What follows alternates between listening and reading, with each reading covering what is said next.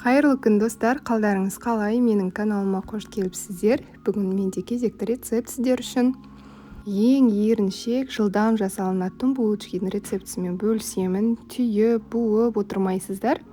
Тез формасында жасай салып, пешке салып, пісіріп алуға болатын булочканың рецептісімен бөлісемін. Өте дәмді болып шыққан.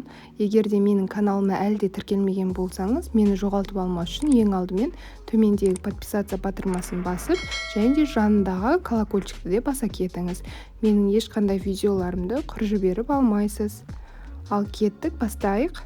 Қамырын илеу үшін жылы сүт қажет, және жылы су құямыз.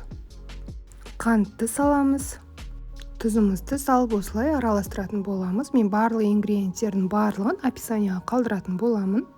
Ең соңында қамыр аштығымызды салып, араластырып, кішкене 5 минутта қойып қоямыз. Аштыққа кішкене реакцияға түсуі қажет. Бір 5 минутта ерігенше ұстасаңыздар болғаны. 5 минут уақыт өткеннен кейін бір жұмыртқаның ағы өзі және бір жұмыртқаны түгелдей салып, араластырып жібереміз. Енді тек қана ұн салып, қамыр илеу ғана қалды. Ұнды електен өткізіп, екі бөлікке бөліп саламыз. Міне, мен бірінші бөлігін салып жатырмын. Қолдарыңызбен жақсылап, өте жұмсақ қамыр илейміз. Кішкене қолға жабысып тұрады. Кішкене араласқаннан кейін бірденнен екінші бөлігін салып, ұнның жақсылап қамыр илейтін боламыз біріккенше. Ұнның барлығы біріккеннен кейін бетіне сұйық майымызды құямыз жайлап. Бөлме температурасындағы еріп тұрған сары майды салсаңыздар да болады, немесе сұйық май құюға да болады. Осылай маймен қамыр жақсылап бірігіп кеткенше қолдарыңызбен жақсылап қамыр илейтін боласыздар. Міне, қолға кішкене жабысатын өте жұмсақ әдемі қамыр шықты. Және де жарты сағатқа ашытуға қойып қоямыз жылы жерге, бетін салафанмен жауып міндетті түрде. Және де 1 сағаттай тұрса да болады. Сол 1 сағаттың ішінде көтерілген кезде бір басып қойыңыздар. Міне, қамыр жақсы көтеріліп дайын тұр. Осы қамырды енді бөліктерге бөлетін боламыз. Бірінші, осы жаятын жеріңізге кішкене сұйық май құйып алыңыз. Ұнын қолданбаймыз. Тек қана май. Осылай қамырды қатты баспай, бір шетіне қарай орап, сопақша етіп алып, бөліп шығамыз қамырды. Бөлу өздеріңіздің қалауларыңызша.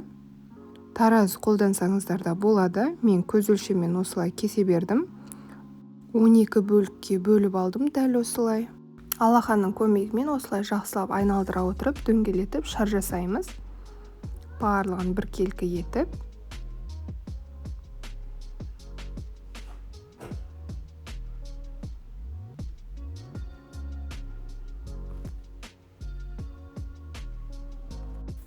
Қамырды оқтаудың көмегімен кішкене сопақша етіп жаямыз. Дәл дөп дөңгелек етпейміз. Және де май ештеңе қолданбаймыз. Бұл өзі жабыспайды. Сыртында кішкене май болғандықтан, егер де қатты жабысқақ болып тұрса, кішкене сұйық май жағып жіберуге болады. Осылай оқтаудың көмегімен жайып аламыз, жақсылап, жұқалап. Және де осылай айналдыра саламыз. Міне, әдемі формаларымыз дайын. Противеньге пергамент бумагасын төсеп, бетіне қоя беріңіздер. Еш қиындығы жоқ. Дәл осылай қамырды кішкене созып тұрып, осылай айналдыра саламыз. Міне.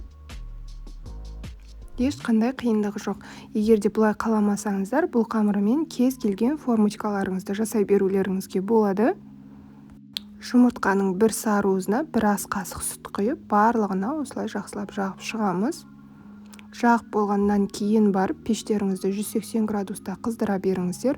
10 минут қызғаннан кейін булочкаларды саламыз. Қызып тұрған пешке 20-25 минутта беті қызарғанша пісіріп алыңыздар.